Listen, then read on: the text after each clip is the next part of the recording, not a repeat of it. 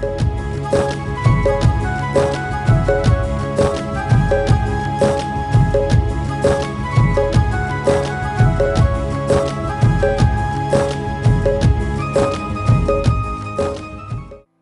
प्रदेश के जिला झांसी में मऊरानीपुर के समीप स्थित अतिशय क्षेत्र टोड़ी फतेहपुर एक ऐसा अद्भुत क्षेत्र है जहां देवभूत अतिशयों का आज भी प्रत्यक्ष देखा एवं अनुभव किया जा सकता है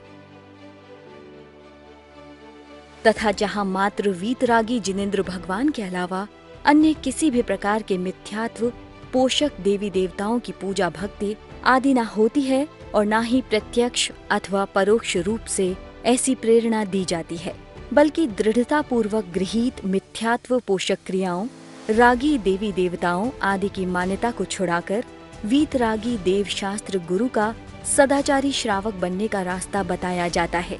क्षेत्र पर आज भी रत्न वृष्टि देखने को मिलती है। वर्ष 2021 के भाद्र पक्ष में क्षेत्र पर अढ़ाई द्वीप विधान संपन्न किया गया। नियम त्याग पवित्रता एवं श्रावकों द्वारा लगातार एक अन्न का भोजन किया गया, जिसके फलस्वरूप हवन की पूर्णाहुति के कुंड से लगातार घी का निकलना प्रत्यक्ष चमत्कार को दर्शाता है। आज मेरी जवानी अवस्था और वृद्ध अवस्था में कितना फर्क पड़ता है। जिस तरह से जल की धारा समान दिखाई देती है, इसका गहराई का कोई पता नहीं, और जैसी ये जवानी और वृद्ध अवस्था के अंदर की गहराई का कोई पता नहीं। कितनी आपत्ति हमको भुगतना पड़ेगी, इसका कोई पता नहीं। बधू समझो क्या है, तुम अच्छे चले जा रहे हो सकता तुम्हारा पैर कहीं चूक जाए, कुछ छू जाए, कुछ हो जाए तो शरीर अचल हो जाता है। समझो, अब उस अचल शरीर को तुमने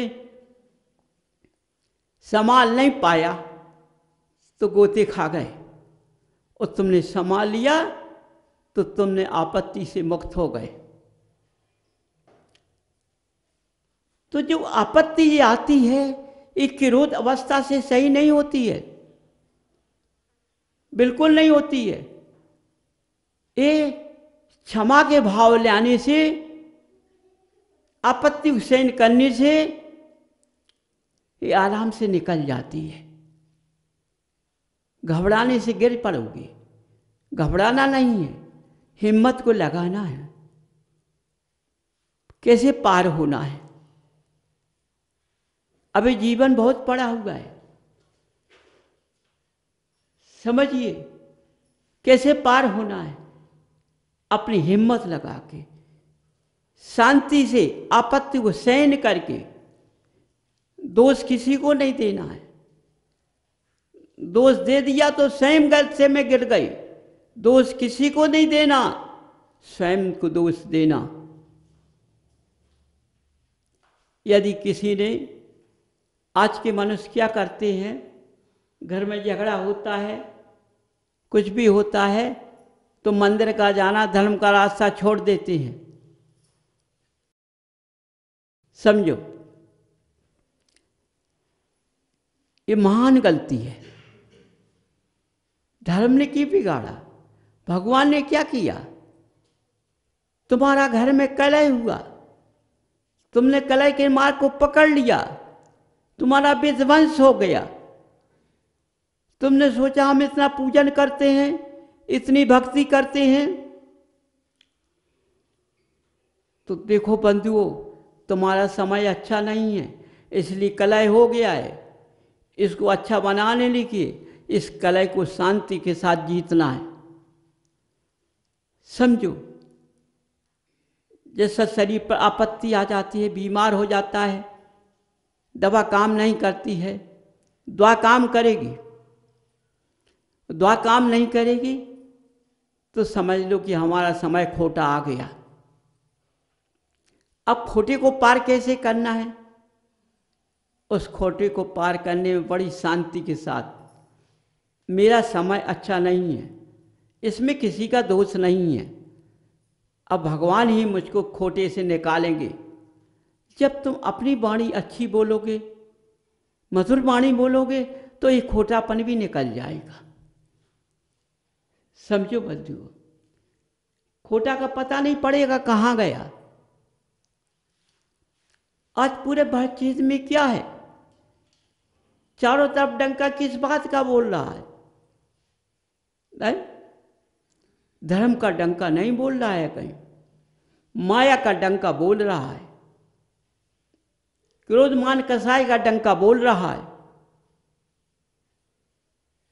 धर्म का डंका कहीं नहीं बोल रहा है। धर्म पर रास्ते पर चलने वाले जीव अनंत दिखाई देंगे, अनंत दिखाई देंगे। समझो कितना सजावट से चलेंगे, आड़े ठाड़े तिलक लगाएंगे, लेकिन जब उनके पास पहुंचोगे तो उनका ज्ञान, उनका धर्म का महत्व तुम्हें मालूम पड़ जाएगा। कैसा धर्म है, इनकी भावना क्या है। ये देखने में तो अच्छे लगते हैं, इनके भाव तो हिंसा के निकलते हैं, ठगने के निकलते हैं।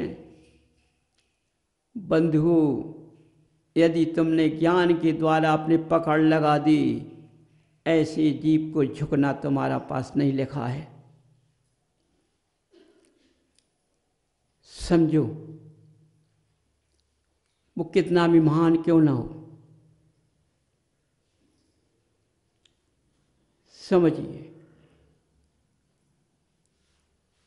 देखो जहाँ महानता होती है वहाँ क्षमा होता है, और जहाँ महानता नहीं होती है वहाँ क्षमा नहीं होता है, मान होता है।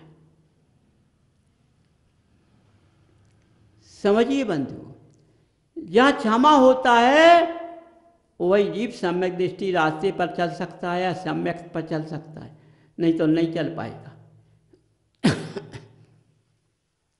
समझिए, इसलिए बंधु अपने शरीर को तपाओ, अपने पुद्गल काया को तपाओ। इसको जितना तपाओगे उतना ही वो स्वच्छ बनेगा, और नहीं तपाओगे तो ये स्वच्छ नहीं बनेगा, अभी खोटा है पुद्गल। क्यों? इसमें सहन शक्ति नहीं है। जितने मनुष्य पर उपसर्ग आते हैं, और जब मनुष्य उन उपसर्ग को सहन कर लेता है तभी रास्ता पार होता है, और उसने उपसर्ग को सहन नहीं कर पाया तो कभी पार नहीं हो सकता है। लेकिन बंधु आज क्या है, निंदा में डाल दिया जाता है। सोचा मोचा कुछ नहीं, अपने अंदर की वाणी को भिष्टा में डाल दिया। वाणी अमृत है, लेकिन कहाँ डाल दिया? भिष्टा में। बंधु बड़ा सोच समझ कर बोलना सीखो।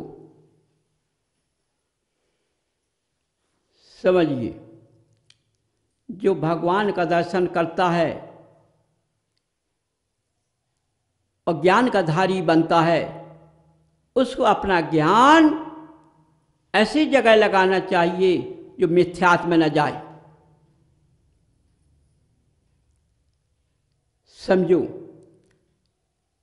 हमने जो जन्म लिया है, हम सम्यक्तवादी बनेंगे, मिथ्यात्ववादी नहीं बनेंगे।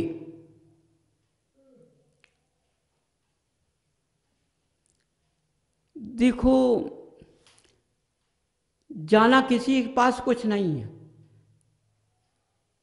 तुम जिसको ढेर अपने पास जोड़ रहे हो, जिस माया को, आज हर मनुष्य पैसा बढ़ जाता है तो भूमि बहुत खरीद लेता है। माने सोना चांदी भी खरीद लेता है। पैसा से भरपूर होता है, लेकिन धर्म से भरपूर नहीं होता है। बनता है कि मैं ज्ञानी हूं, लेकिन जब समय आता है तो ये तुम्हारे महल अटारी, ये पैसा, ये तुमने जो द्रव्य खरीदी है, सब यही छूट कर चला जाता है। जो खोटे कर्म तुम्हारे साथ हैं वे तुम्हारे साथ चले जाएंगे, लेकिन ये अटल महलिया नहीं जाएंगी। न महल जाएगा, नहीं माया जाएगी तुम्हारे साथ, यहीं पड़ी रहेगी। जो तुमने जितना द्रव्य खरीद लिया वो भी यहीं पड़ा रहेगा। तन का कपड़ा तुम्हारे साथ में नहीं जाएगा, जाएगा तो खोटे भाव तुम्हारे साथ में जाएंगे। जाएंगे तो तुम्हारे कर्म तुम्हारे का साथ जाएंगे। जो तुमने अधर्म का मार्ग पकड़ा वो तुम्हारे साथ जाएगा। तो मालूम ना मालूम कहाँ निगोद में जाओगे, कि निगोदिया बनोगे, कि व्यंतर बनोगे, क्या बनोगे, विष्ठा में लौटोगे, कहाँ कहाँ तुम्हारी ये जीव की पर्याय पहुँचेगी।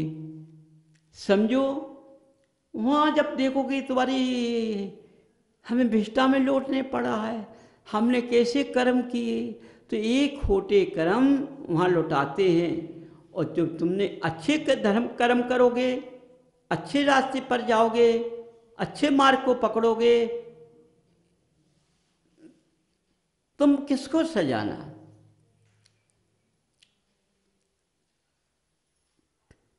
देखो, अपने शरीर को तो सजा लिया, ठीक है, सजा लीजिए, लेकिन तुमने धर्म के आभूषण को नहीं सजा पाया।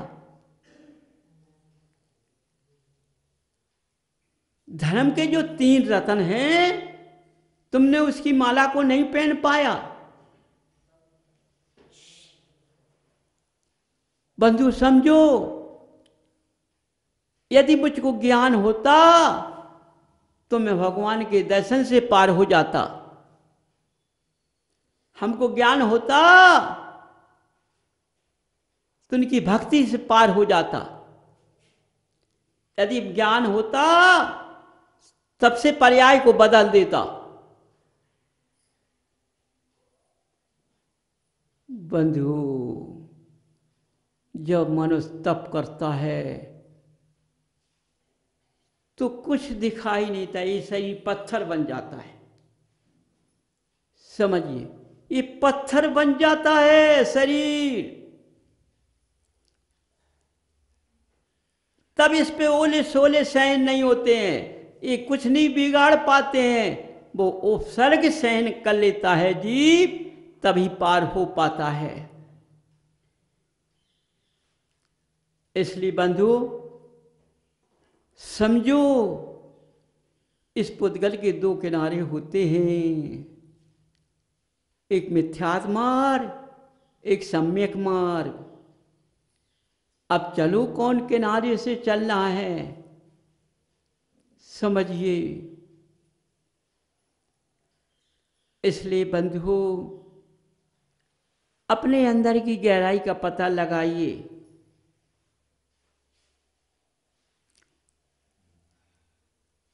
देखो, मनुष्य की गहराई इतनी है कि उस किसी ने थान नहीं ले पाया।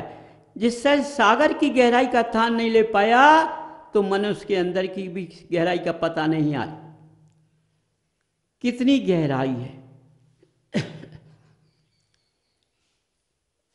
सागर की कीमत नहीं होती है, जैसे पुद्गल की कीमत नहीं होती है। बंधु समझो, बड़े ज्ञान से आज चारों तरफ देखो, हमें कोई मनुष्य या कोई ज्ञानी चोखा दिखाई नहीं दे रहा है, खोटा दिखाई दे रहा है। क्यों? ये तुम स्वयं समझो। इस भरत क्षेत्र के अंदर महान तपस्वी ज्ञानी बैठे हुए हैं। पास इस भरत क्षेत्र के अंदर तो कितने तपस्वी ज्ञानी जीव हैं, लेकिन क्या करें, अपना तप कितना दिखा रहे हैं, कितना ज्ञान दिखा रहे हैं, लेकिन इनके अंदर के भावों की माया तो सही नहीं है। क्या किया जाए? पारस ने कहा, जो सीधे मैंने आते ही छान लिया था,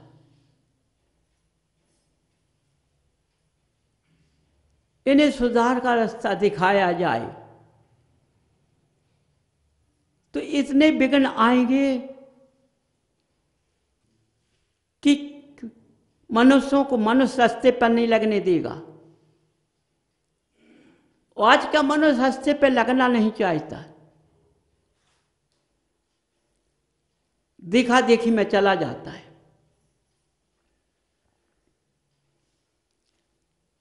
क्योंकि जो ऐसी माया चारों तरफ चल रही है,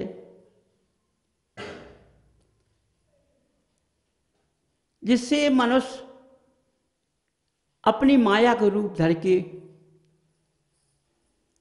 भगवान के रास्ते पर नहीं आने देते हैं। बड़े बड़े पिसमंच करते हैं,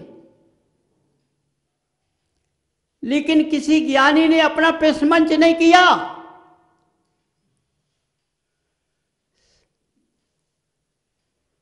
श्रावक के पिसमंच का तो उत्तर दे दिया, लेकिन अपने तख्त पर बैठकर अपना उत्तर नहीं ले पाया। इसलिए बंधुओं, पिसमंच अनेक लगते हैं, ज्ञान की धारा चारों तरफ से फिर रही है, लेकिन भगवान के रास्ते पर ज्ञान की धारा किसी की नहीं है। चारों तरफ देख लेना, स्वयं की धारा पर है।